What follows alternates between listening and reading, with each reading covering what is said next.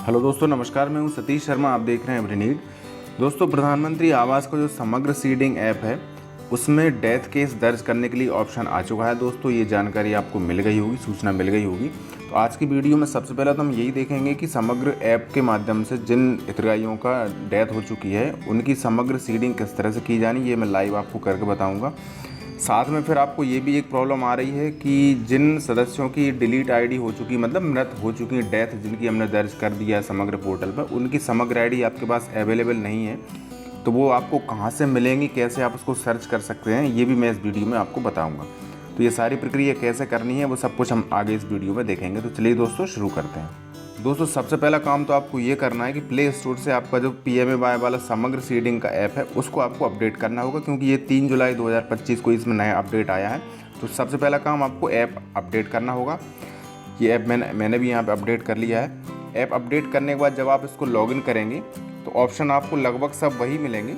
सबसे पहले हम हितग्राही को सर्च करेंगे, जिस हितग्राही का हमको समग्र की सीडिंग करना है। हितग्राही का नाम डालेंगे यहाँ पे, उसको हितग्राही खोजे पे क्लिक करेंगे तो यहाँ पे उसका नाम और उसका माता पिता का नाम, पिता या पति का नाम यहाँ पे आ जाता है। समग्र सीडिंग करें वाले बटन पे क्लिक करना होगा और डिटेल उसकी आ जाती है।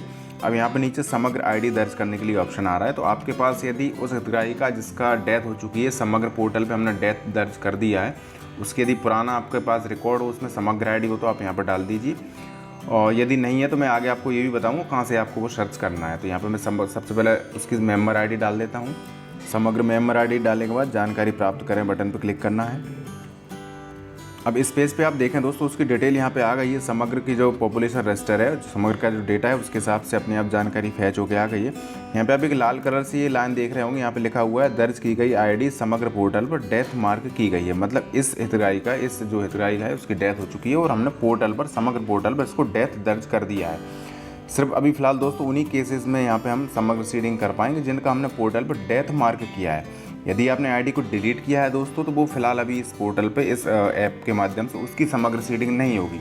सिर्फ आपने उसको डेथ मार्क किया है तभी हम इसकी समग्र सीडिंग कर पाएंगे। ठीक है, थोड़ा नीचे स्क्रॉल करेंगे तो यहाँ पे आपको सदस्यों की और जानकारी भी आ जाती है। सबसे नीचे बटन आ रहा है समग्र सीडिंग करें, उस पर क्लिक करना है। दोस्तों, जानकारी फैच होने में कभी कभी थोड़ा समय भी लग जाता है, तो आपको थोड़ा सा इंतज़ार करना रहेगा। जानकारी फैच होने के बाद आपको सामने ये डेटा पूरा आ जाता है PMAY के हिसाब से और समग्र के हिसाब से। ये दोनों कॉलम आपको दिख रहे हैं। इसमें आप नीचे की साइड जाएंगे तो यहाँ पे आपको देखिए समग्र सीडिंग अस्वीकार करें वाला जो सेकंड वाला बटन है, सेकंड वाला जो ऑप्शन आ रहा है, इस पर दोस्तों आपको क्लिक करना होगा। मतलब डेथ के जो केस हैं उनको दर्ज करने के लिए आपको समग्र सीडिंग अस्वीकार करें वाला बटन जो है, चेकबॉक्स आ रहा है, इसको आपको क्लिक करना होगा। जैसे इसको क्लिक करेंगे नीचे कारण आप देखेंगे तो यहाँ पे आपको सबसे नीचे ऑप्शन में एक मिल जाता है ड्रॉप डाउन लिस्ट में, समग्र से प्राप्त जानकारी के अनुसार लाभार्थी की समग्र में मृत्यु अंकित है। ठीक है, मतलब उसका डेथ केस दर्ज है। इसी को दोस्तों आपको यहाँ पे सेट करना होगा। लास्ट में चेकबॉक्स पर टिक लगाना है। फाइनली आपको नीचे सबमिट वाला जो बटन मिल रहा है उस पर आपको क्लिक करना है और ये आप देखेंगे आपके द्वारा समग्र सीडिंग फाइनली ये कन्फर्मेशन आ रहा है, तो इसको आप यस कर दीजिए और ये आपकी हितग्राही की समग्र सीडिंग सफलतापूर्वक हो चुकी है। दोस्तों, ये प्रोसेस आपको करनी है जो हितग्राही फोत हो चुके हैं, डेथ हो चुकी है जिनकी, उनकी हमने समग्र पोर्टल पर डेथ दर्ज कर दी है। ठीक है, उन केसेस की आपको इस तरह से प्रोसेस करनी है। अब मैं आपको वो बताता हूँ, जैसे कि जिनकी समग्र आईडी आपके पास अवेलेबल नहीं है, तो उनकी आपको जो डिलीट हो, जिनको हमने डेथ दर्ज कर दिया है, उनका जो डेटा आपके पास नहीं है, तो वो समग्र आईडी आप कहाँ से निकालेंगे वो ऑप्शन एक बार देख लीजिए।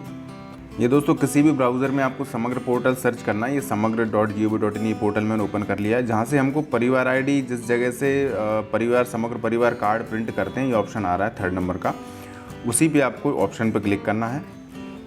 यहाँ पे दोस्तों आपको परिवार आईडी दर्ज करना है। परिवार आईडी वो दर्ज करना है जिसमें से वो सदस्य को हमने डेथ मार्क कर चुके हैं। मतलब जिस व्यक्ति को हमने हटा दिया है, जिसकी डेथ हो गई है, उसकी जो अन्य सदस्यों की जो परिवार आईडी अभी वर्तमान में है, वो परिवार आईडी आपको यहाँ पर डालना है। इसके बाद नीचे कैप्चा डालने के बाद समग्र परिवार कार्ड प्रिंट करें पे क्लिक करना है और यहाँ पे आप देखेंगे इस तरह से आपका जो समग्र परिवार कार्ड है वो यहाँ पे आपके सामने ओपन होके आ जाता है। अब दोस्तों, इसमें समग्र परिवार कार्ड जो ओपन हो रहा है, इसमें तो सिर्फ वही सदस्य आपको दिखेंगे जो वर्तमान में मौजूद हैं उस परिवार में। ठीक है, लेकिन अब आपको डिलीटेड सदस्य या डेथ जिनकी हो चुकी है, जिनको हम डेथ मार्क कर चुके हैं, वो सदस्य आपको कहाँ से दिखेंगे?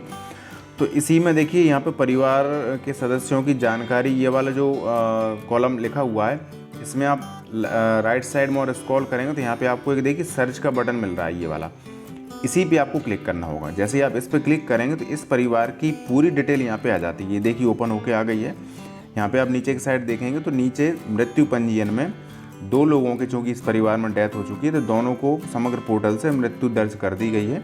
तो उनकी यहाँ पे दोस्तों नाम और उनकी समग्र आईडी आपको यहाँ पे दिख जाएंगे।